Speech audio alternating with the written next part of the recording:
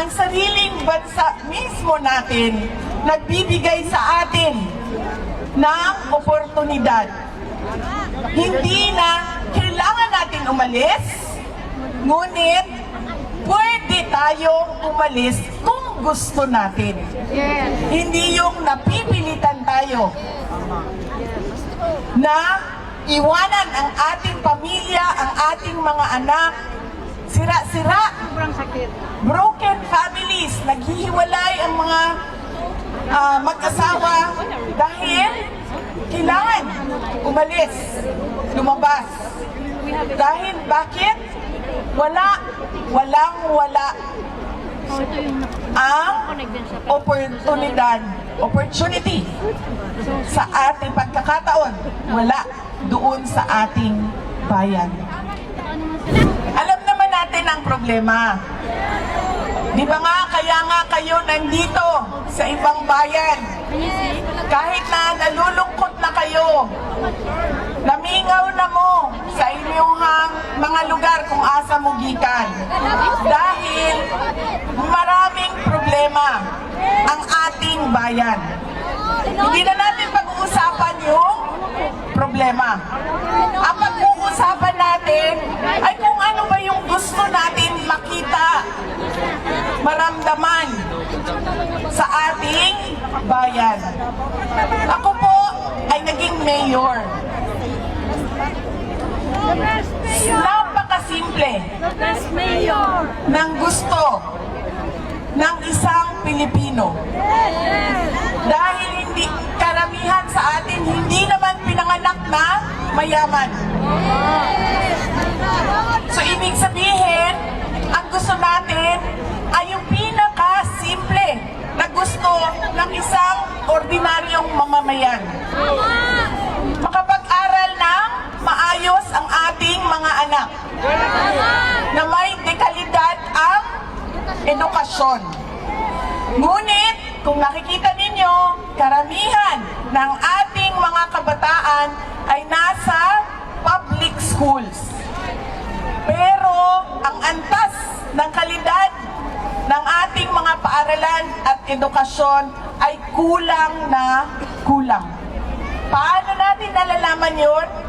Dahil nakikita natin yung performance ng ating mga kabataan.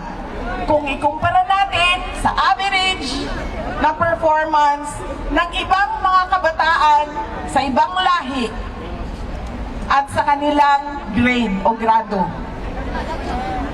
Ang gusto natin, tayo ay makapagnegosyo, na hindi tayo nasa scam, na hindi tayo pinapahirapan ng local government unit sa mga requirements. Magnenegosyo ng maliit, napakalaki ng hingi. Napakalaki ng tax. Hindi pa kasama doon ang korupsyon. Mula sa barangay permit hanggang sa building permit, papunta sa mayor, sa city treasurer, sa lahat ng antas kung saan kailangan natin ng permit.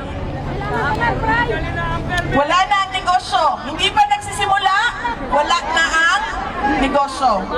Ang gusto natin, makapagtrabaho. Pero, walang available o walang opportunity sa trabaho.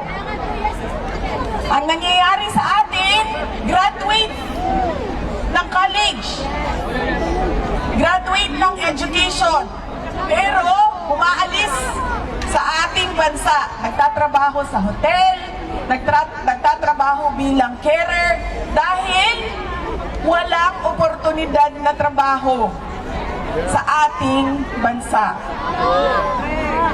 Ang gusto natin, lumabas tayo sa bahay natin na hindi tayo natatakot na mawawala, ma-snatch ang ating bag, ang ating cellphone, ang ating mga alahas. Ang gusto natin, yung ating anak, lalaki man o babae yan, at bakla,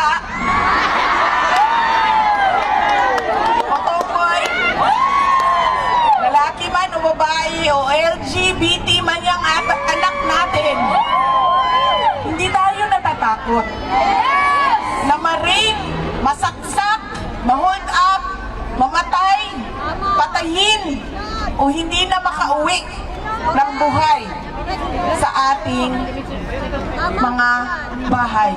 Napakasimple. Ako, gusto ko na ang anak ko lalabas, pupunta ng paaralan, na sigurado ako na walang mangyayari sa kanya. Na ako lalabas, pupunta sa trabaho, na maayos ang mga terms of employment ko. Maayos ang sweldo, ang sahod ko. Kasi kung makikita ninyo, kung ikumpara ninyo sa Pilipinas, sinasabi natin mahal. Mahal ang cost of living. Mahal ang gasolina, mahal ang pagkain, mahal ang renta. Totoo yan. Pero kung makikita din ninyo, sa ibang mga lugar, sa labas ng urban centers, mura lang ang cost of living. Kung ikumpara natin sa averaging. Pero, bakit hindi tayo namumurahan? Dahil sobrang baba ng sweldo.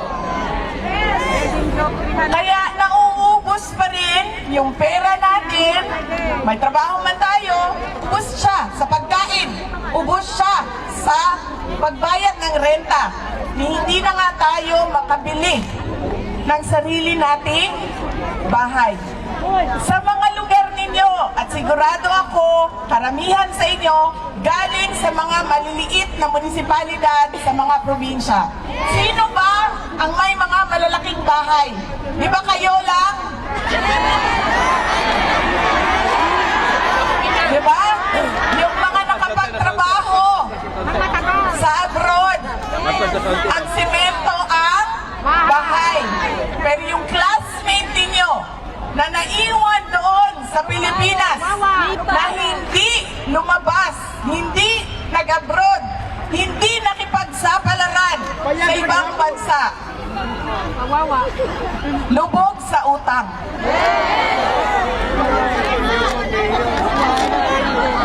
Napakasimple ng gusto natin na makita sa ating bayan. Pero bakit kailangan umalis sa sariling bayan para lang maabot natin ang mga pangarap natin sa sarili natin at mga pangarap natin para sa pamilya natin?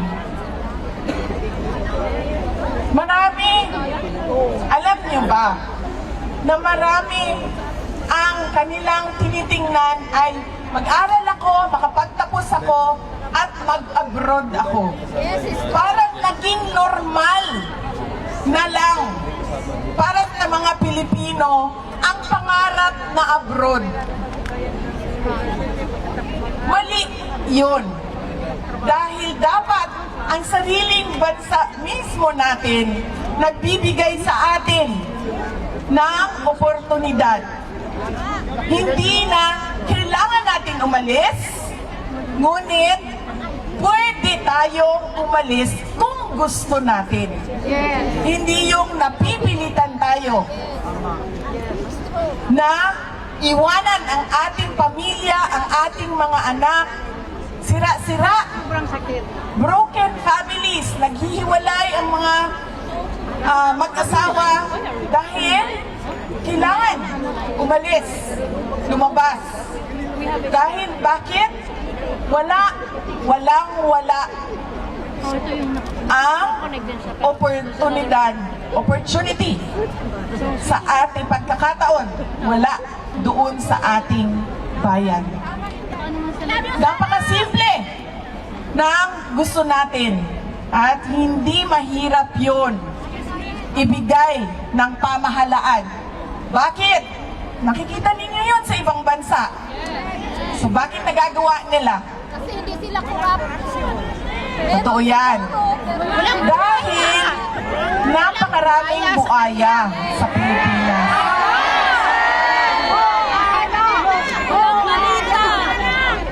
Hindi ko alam kung ano ang nagbago simula nung panahon ng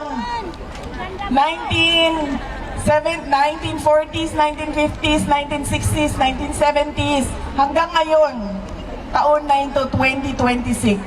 Ang nangyari sa ating mga Pilipino, nagkanya-kanya tayo. Yung mga nakaupo, umangat, nagkaroon ng kapangyarihan, Gamit niyo po? naging makasarili. No, we're not using it. Nakakotse pa. Bahala na kayo sa buhay ninyo, basta ako, nakaangat na ako. Hindi ko alam. Hindi ako social worker, hindi ako sociologist. Hindi ko alam anong nangyari sa atin. At ang nangyari pa, kapag hindi ka sumama, sumabay,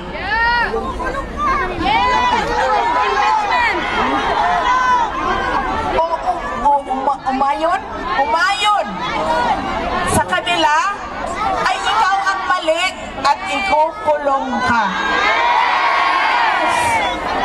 Yes. Wala.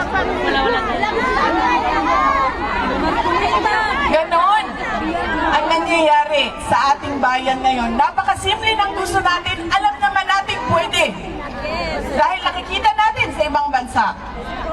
Pero, hindi natin nakikita dahil naging makasarili ang mga may kapangyarihan at yung kanilang pagiging makasarili ang naging tama. At lahat tayo naging mali. Kulong kayong lahat. Tama, ikukulong. Yung mali.